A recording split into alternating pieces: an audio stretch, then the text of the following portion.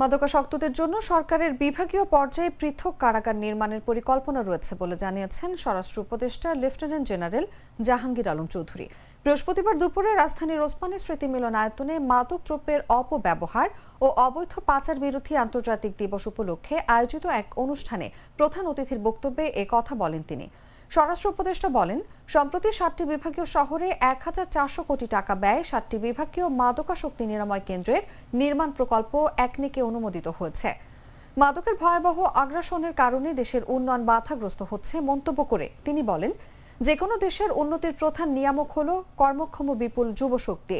ভবিষ্যতে উন্নত এবং সফল রাষ্ট্রের কাতারে উপনীত হতে হলে আমাদের এই তরুণ সমাজকে মাদক থেকে অবশ্যই মুক্ত রাখতে হবে।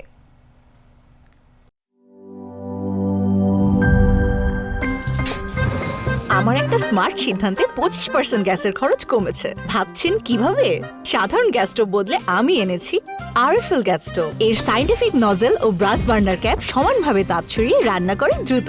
তাই গ্যাসও বাঁচায় 25%, টাকাও বাঁচে 25%। আরএফএল গ্যাস স্টোভ নিরাপদ ও গ্যাস সাশ্রয়ী।